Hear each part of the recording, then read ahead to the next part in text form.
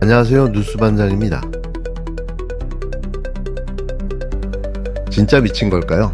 검찰이 김민석 국무총리 후보자의 재산 관련 의혹 고발 사건을 수사부서에 배당했습니다. 다음 주 청문회를 앞두고 있는 후보자에 대한 너무나도 이례적인 검찰의 수사 개시인데요. 6년 전 조국 전 법무부 장관을 잡겠다고 나섰던 윤석열의 검찰 쿠데타가 생각납니다. 서울중앙지검은 김민석 총리 후보자의 뇌물수수, 정치자금법 위반, 조세포탈 등 혐의 고발 사건을 20일 형사 1부 김승호 부장검사에게 배당했는데요. 이는 앞서 청탁 고소고발 대행으로 유명한 이종배 국힘당 서울시 의원이 서울중앙지검에 김 후보자를 고발한 데 따른 조치입니다. 이 시의원은 김 후보자가 국회의원 신분으로 직무상 청탁 입법정책 결정 등을 대가로 금품을 수수했다면 뇌물수수죄가 성립할 수 있고 법에서 정하지 않은 방법으로 정치자금을 수수했을 가능성도 있다고 주장했는데요. 검찰이 또다시 정치공작 사건에 뛰어든 겁니다. 역시나 검찰은 자신들의 의도를 숨기지 않았는데요. 이래서 검찰은 해체되어야만 하는 거죠. 국힘당은 김 후보자가 5년간 추징금, 헌금, 아들 유학비 등으로 13억 원가량을 지출했는데 같은 기간 공식적인 수입은 5억 원 안팎이라며 자산 형성과 관련한 의혹을 제기했는데요. 하지만 김 후보자는 부의금 또는 강연료 등 수입이 있었다는 입장입니다. 김 총리 후보자에 대한 국회 인사청문회는 오는 24일에서 25일 이틀간 열리는데요. 그렇게 따지면 지금 당장 수사를 해야 할 사람은 주진우 아닌가요? 일원이 바뀐 건 대통령 한 사람뿐이라는 이야기가 나오는 거죠. 또 국힘당과 검찰의 정치공작 콜라보가 시작된 겁니다. 민주당은 뭘 하고 있는 걸까요? 빠르고 강력한 대응이 필요한 시점입니다. 먼저 개별 업무보고에 대한 평가 전에 업무보고에 대한 총평을 먼저 하도록 하겠습니다. 어제 저희 위원장께서도 지적을 하셨습니다만 어제 한마디로 진행됐던 업무보고 내용은 사실은 한마디로 좀 실망이다. 매우 실망이다. 이렇게 말씀드릴 수 있을 것 같습니다. 공약에 대한 분석도 또 그 공약에 대한 제대로 된 반영도 사실은 부족하고 내용이 없고 구태의연한 과제들을 나열한 것에 불과했다. 새로운 정부에 맞는 구체적인 비전이나 계획을 구체적으로 세워지지 못했다. 또 어떤 부처는 또 공약을 빙자해서 부처가 하고 싶은 일을 제시하는 상황도 벌어졌다. 정말 안타깝게도 윤석열 정부 3년 또 비상계엄과 내란이라는 이 6개월 동안 공직사회가 얼마나 혼란스럽고 많이 무너졌는지를 여실히 보여주는 그런 장면이라고 생각합니다. 그래서 오늘 내일 진행되는 업무보고는 계속 예정대로 진행을 합니다만 오늘 내일도 뭐 상황을 좀 봐야 되겠습니다. 크게 다르지 않다고 저희들은 보고 있습니다. 그래서 전 부처의 업무보고를 다시 받는 수준으로 진행을 할 겁니다. 특히 오늘 내일 그리고 어제 진행했던 이 3일간 업무보고를 통해서 지적되고 제시됐던 여러 가지 생각들을 잘 반영해서 또 새로운 정부의 국정 비전과 철학들을 깊이 고민하면서 제대로 된 업무보고를 진행할 수 있도록 하겠다, 이런 말씀을 드리겠습니다. 국정농단의 다름없는 업무 방해. 지금 이 순간에도 대한민국의 미래를 좀먹고 있습니다. 이건 우연이 아닌데요. 윤석열 정권 동안 뿌리 깊게 뿌려진 독버섯이 이제야 고개를 들고 있는 겁니다. 정권이 바뀌었지만 바뀐 건 대통령 한 사람뿐이라는 우스갯소리까지 나왔는데요. 이게 지난 3년 동안 나라를 망가뜨린 윤석열, 김건희 작품인 거죠. 새 정부의 국정청사진을 마련해야 할 국정기획위원회에서 업무보고가 잇따라 중단되는 파행이 벌어졌습니다. 이건 단순한 실수도 해프닝도 아니었는데요. 골물대로 골문 공직사회의 병폐가 한꺼번에 터져나온 결과였습니다. 권력에 줄을 대고 눈치만 보며 살아남기에만 급급했던 자들이 국정 운영을 방해하고 있는 실상이 그대로 드러난 건데요. 참담합니다. 국민의 세금으로 굴러가는 국가 시스템이 특정 정권에 부역한 자들 손에 들어가면 어떻게 망가지는지를 보여주는 참혹한 사례인 거죠. 우리가 지금 목격하고 있는 건 공직사회의 총체적 부패입니다. 먼저 검찰을 봐야 하는데요. 새 정부의 핵심 국정과제인 검찰개혁을 위한 업무보고에서 검찰은 대놓고 거부 의사를 드러냈습니다. 국민이 그토록 외쳤던 검찰개혁은 보고서 어디에도 없었는데요.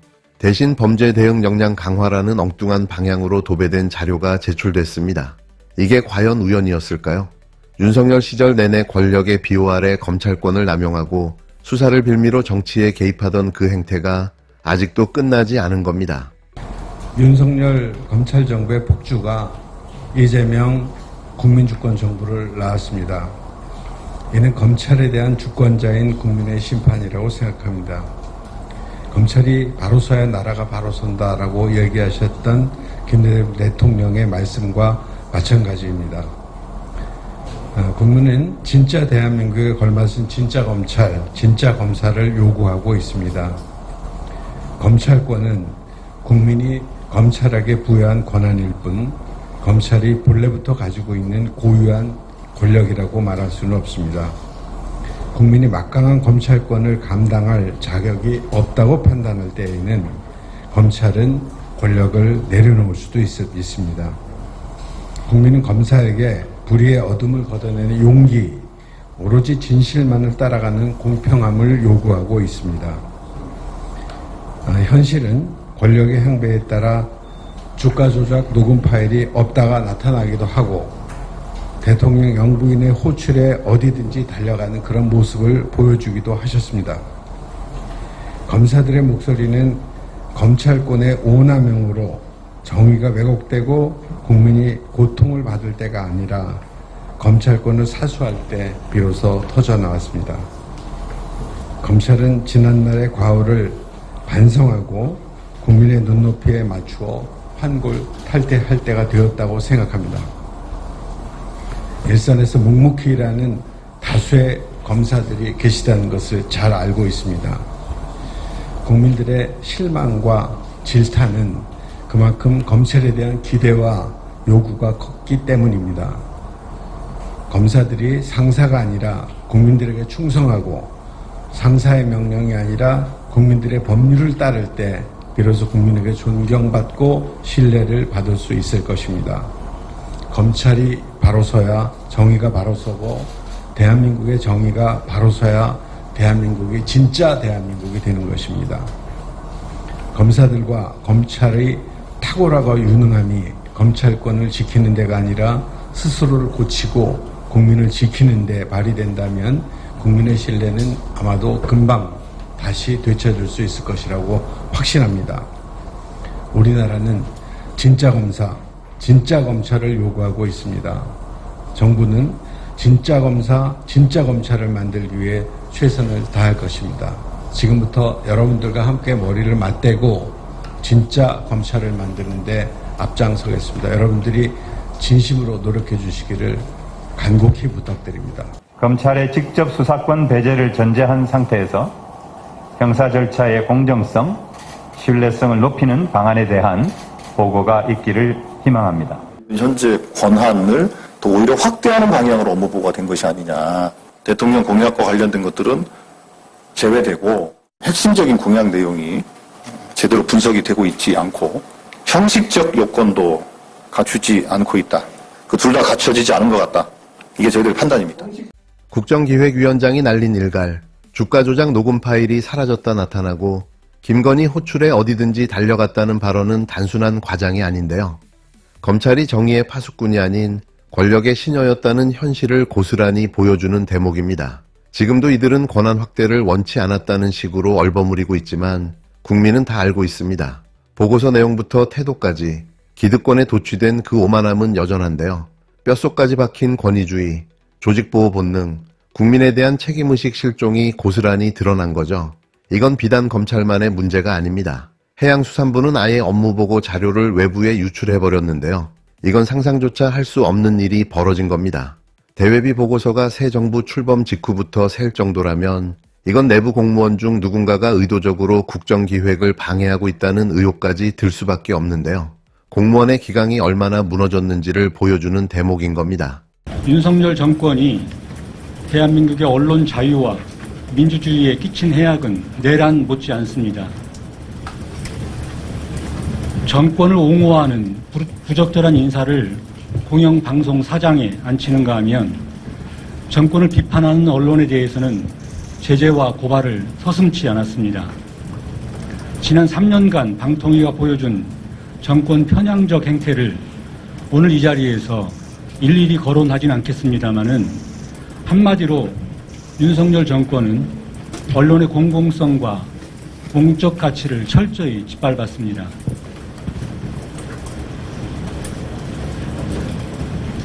언론 미디어 개선 공약의 핵심은 권력으로부터 독립적인 언론을 통해 자유롭고 창의적인 공론의 장을 만들고 나아가 미디어 콘텐츠 강국 도약의 기반을 마련하는 것입니다.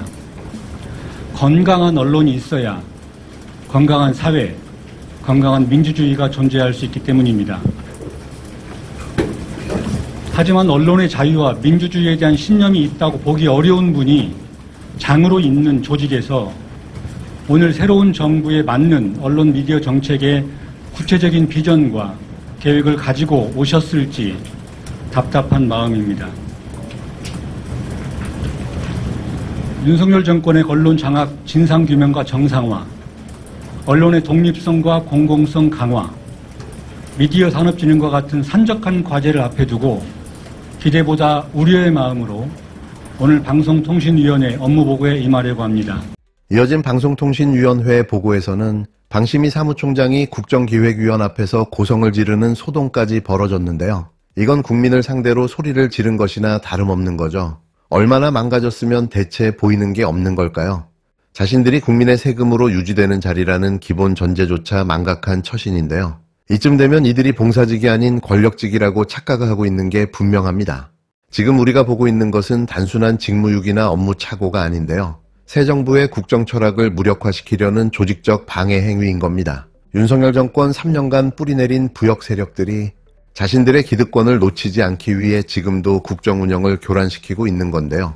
과거에 윤석열에게 줄을 섰던 자들이 이재명 정부에서도 살아남기 위해 또다시 간을 보고 있는 겁니다. 어제는 윤석열에 충성하고 오늘은 국민을 속이며 내일은 또 다른 권력에 빌붙겠다는 기회주의적 본성이 드러난 건데요. 이들은 명백히 대한민국이라는 배를 침몰시키는 암적 존재들입니다. 국민과 국정 운영을 볼모로 잡고 자신의 자리 보전만 꾀하는 이들은 더 이상 공직에 있어서는 안 되는데요. 해답은 분명합니다. 인적 쇄신인데요. 눈에 띄는 몇몇만 교체한다고 해결되지 않습니다. 윤석열의 그림자 아래 성장하고 버텨온 내부 적폐 카르텔을 근본적으로 해체해야 하는데요. 어공이든 늘공이든 구분할 필요가 없습니다. 과거 권력에 빌붙은 자들, 새 시대의 개혁을 가로막는 자들, 책임의식 없는 무사한 일의 상징들, 이 모든 세력은 전면 교체돼야 하는데요. 그들이 있어야 할 곳은 국민 곁이 아닌 윤석열 옆입니다. 그 자리가 불편하면 정치권으로 가면 됩니다. 공직사회에 남아 국민을 농락할 자격은 더 이상 없는데요. 국민들은 지금 지켜보고 있습니다. 새 정부가 이런 자들을 어떻게 정리하는지, 그리고 망가진 시스템을 어떻게 바로 세울 것인지 말이죠. 이건 정치가 아닙니다. 생존의 문제인데요.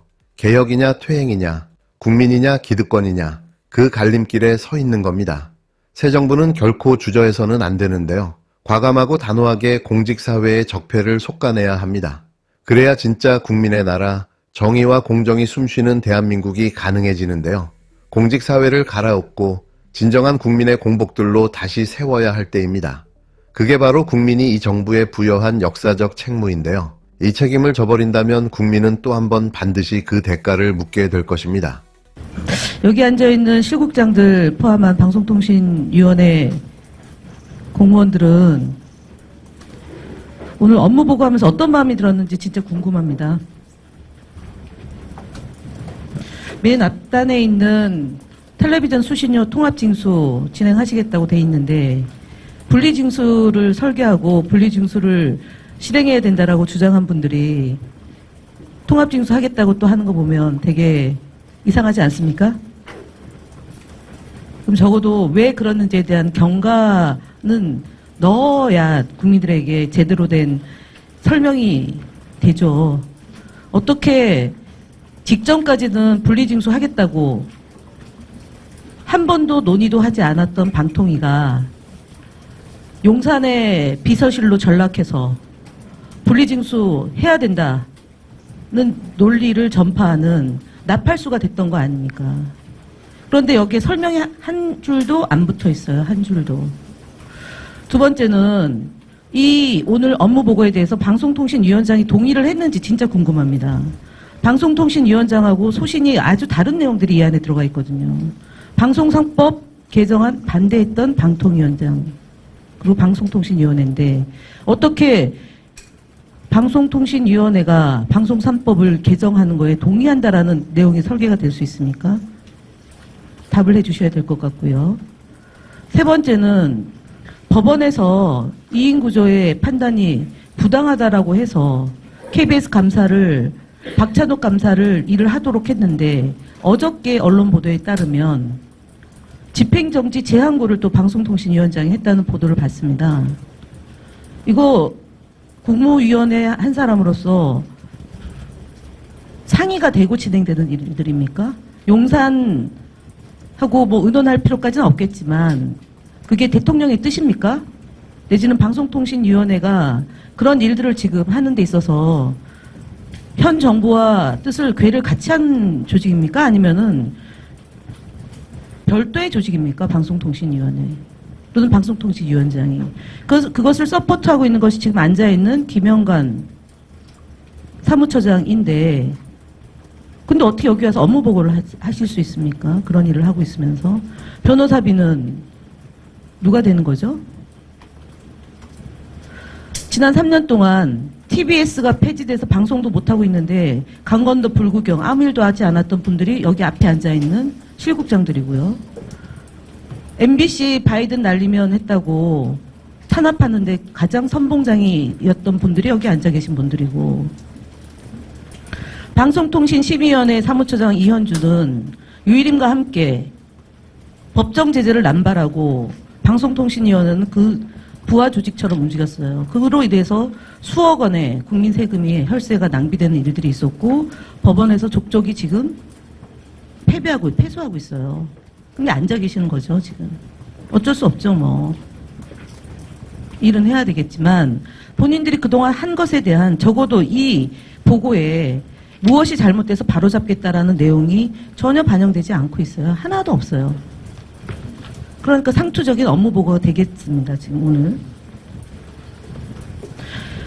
마지막으로 방송통신위원회가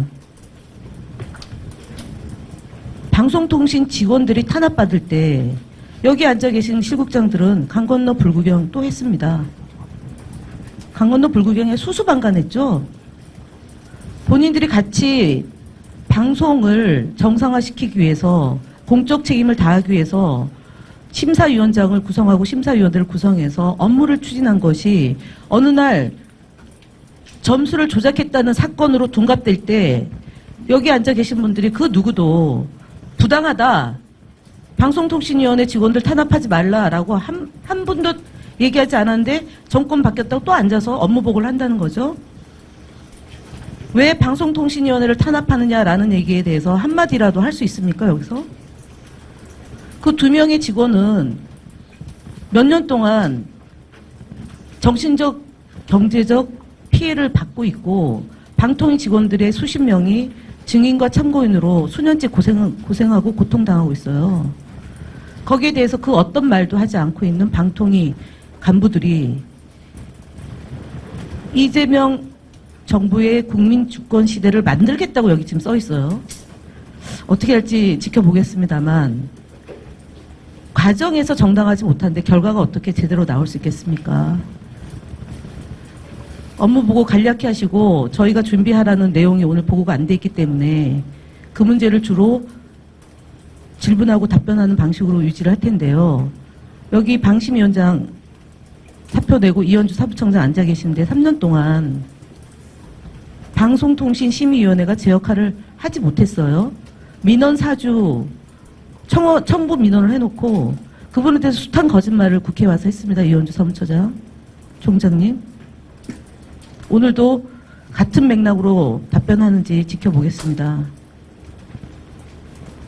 시청자 미디어 재단에 대해서 감사원 감사 결과 나왔고 건의기 결과에 대해서 지금 방통위가 진행되는 내용 답변 준비해왔을 거로 알고 있고요. 여러 가지 질문 드리겠습니다. 방통위가 정상화되는 것이 무엇보다 중요한데요. 현재 방송통신위원장이 본인의 임기는 보장해달라 그러고 방통위를 어떻게 개혁할까에 대한 밑그림은 없습니다. 본인이 방송통신위원회를 정상화시키는데 방해 요인으로 작동하고 있다는 것을 모르고 있는 것 같습니다. 경찰의 수사도 지금 출석여구소 3회에 대한 출석여구소도 응하지 않고 있고 공무집행을 방해하고 있고 정치 중립의 의무를 준수하고 있지 않다. 있는 점을 다시 한번 지적하며 오늘 방통위가 앞으로 어떻게 할지 어떤 방향으로 진행할지에 대한 이 탁상 행정이 아니라 실질적으로 제대로 할 수 있을지 국민들이 지켜보고 있다는 점을 분명히 하시고요. 방송의 공정성, 공공성, 공적 책임을 다할 수 있고 이용자의 권리를 보호할 수 있던 일들을 어떻게 해 나갈지를 제대로 보고해 줄 것을 다시 한번 당부드리고 그 전제는 자기 반성과 국민들에 대한 사과와 기초하지 않고 진행될 수 없음을 분명히 말씀을 드립니다.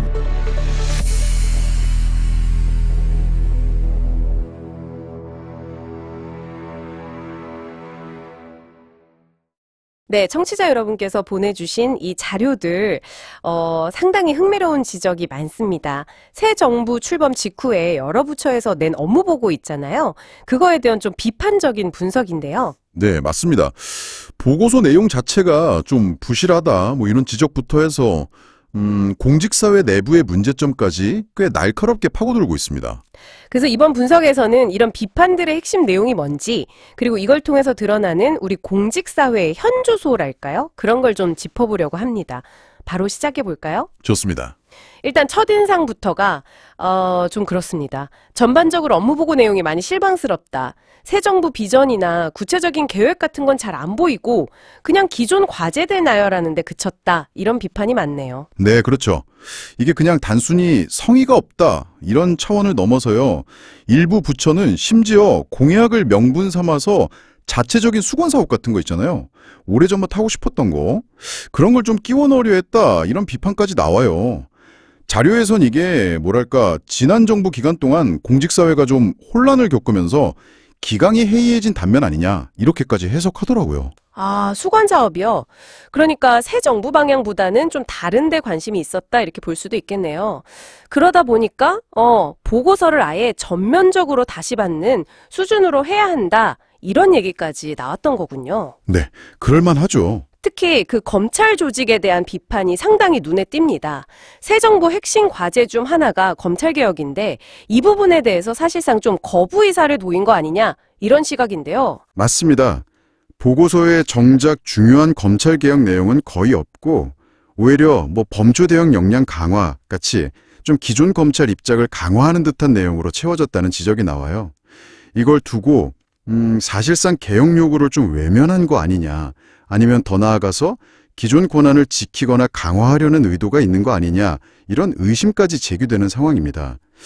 이전 정부 때부터 이어진 태도에서 뭐 크게 달라진 게 없다 이렇게 보는 거죠. 자료에서는 구체적인 사례로 뭐 주가 조작 녹음 파일 관련 논란이라든지 아니면 특정 인물 소환 문제에 대해서 검찰이 좀 민감하게 반응했다 이런 주장도 인용하고 있고요. 네, 결국 핵심은 그거죠. 검찰 권력이라는 게 국민으로부터 나온 거니까 국민 신뢰를 잃으면 그 권한의 정당성도 흔들릴 수밖에 없다. 이 점을 강조하는 겁니다. 그래서 자료들 보면 하나같이 진짜 개혁 그리고 대대적인 인적 쇄신 그러니까 사람을 바꿔야 한다는 요구를 아주 강하게 하고 있어요. 특히 검찰 직접 수사권 축소를 전제로 해서 그럼 형사 절차의 공정성은 어떻게 높일 거냐 이런 구체적인 방안을 보고해라 이런 요구도 있었고요. 검찰뿐만 아니라 방송통신위원회, 우리가 보통 방통이라고 부르죠. 여기 관련 비판도 강도가 꽤 높습니다.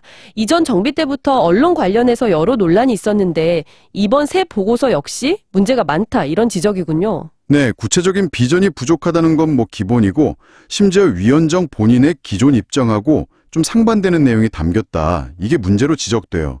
예를 들면 팀의 수신료 분리징수해야 한다고 계속 말해왔는데 갑자기 보고서에는 통합징수 방안이 실적 들어가 있다거나 또 방송법 개정을 신중해야 한다. 이런 입장이었는데 개정에 동의한다는 내용이 포함되어 있다거나 뭐 이런 식이죠. 근데 왜 입장이 바뀌었는지 설명은 없었다고 하고요. 그 외에도 방심위 사무총장의 고성소동이라든지 위원장 본인의 수사 불응 논란, 또 특정 방송사, TBS나 MBC 관련해서 과거 행적에 대한 비판, 내부 직원 탄압 사건 방관 의혹, 뭐 이런 구체적인 사례들이 계속 나옵니다. 그렇죠. 그래서 자료들은 이게 단순히 업무상 실수나 착오가 아니라 어쩌면 새 정부의 국정 철학을 좀 무력화하려는 뭐랄까 조직적인 방해 행위일 수도 있다. 이런 상당히 강한 의혹까지 제기하고 있습니다. 그래서 방통위가 정상화되려면 위원장 스스로 거취를 좀 고민해야 한다. 이런 주장과 함께 과거 문제에 대한 반성이나 사고 없이는 개혁이 불가능하다. 이 점을 분명히 하고 있어요.